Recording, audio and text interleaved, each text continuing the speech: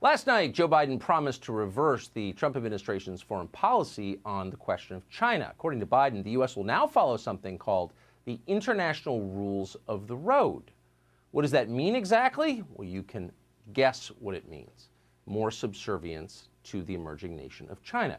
Most people don't understand how big this is or how far back it goes or the implications for them. Lee Smith understands.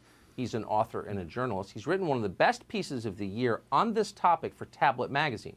The piece is called The 30 Tyrants. You'll have to stop reading midway through because it's upsetting, but as you read it, you'll also know it's true. So we recommend that you do. He joins us tonight to explain. Lee, thanks so much for coming on and for the mental energy required to connect all these dots in the piece. And again, I really hope our readers read it for themselves. But in the meantime, will you summarize your position? Yeah, I mean, basically what I wanted to explain is I wanted to explain why so many things look crazy. Many things, for instance, that you cover on your show all the time. For instance, tonight, why people are coming across the border in such profound numbers. It all looks crazy until you realize there's a reason it's going on. And the reason is because the oligarchy that runs this country now is not primarily loyal to the United States. They do not care about the amount of damage they do to America.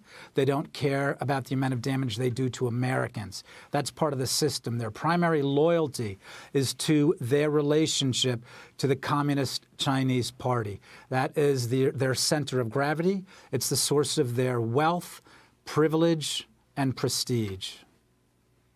So keep connecting, if you would, and I hope that again people will read this because print is really the only medium that can fully explain a thesis as complex as yours. But I think you're right. So what else would connect to that point that you just made? Well, I mean, the big thing is starting. I mean, one of the key dates is, of course, it starts with Henry Kissinger's and Richard M. Nixon's opening to China.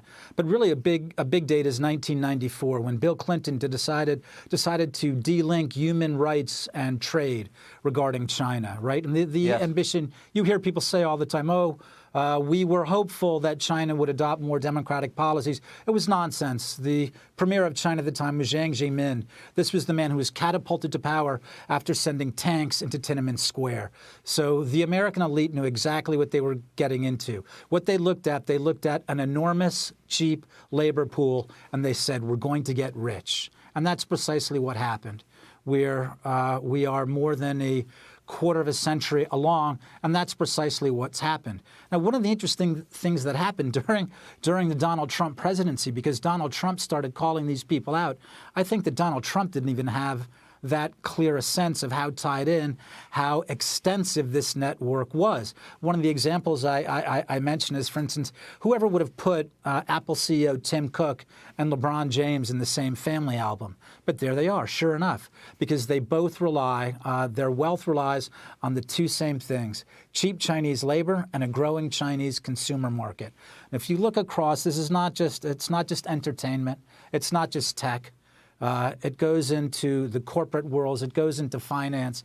Unfortunately, it affects our government throughout. One of the most astonishing revelations was a memo that former DNI John Ratcliffe wrote regarding the CIA, regarding their intelligence analysis.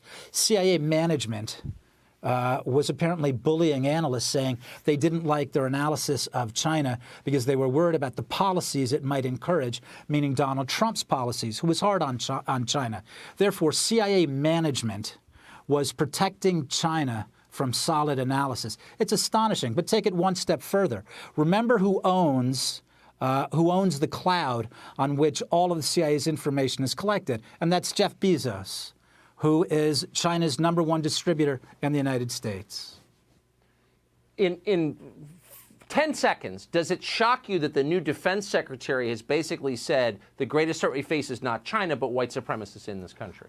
No, not at all. If you look at the Biden administration, the way it's staffed, and unfortunately, if you look at the first family, you see that there are deep and extensive ties to the Chinese Communist Party. It doesn't surprise me at all. Amazing piece. Lee, I appreciate your coming on tonight. Thank you very much, Tucker. Thanks.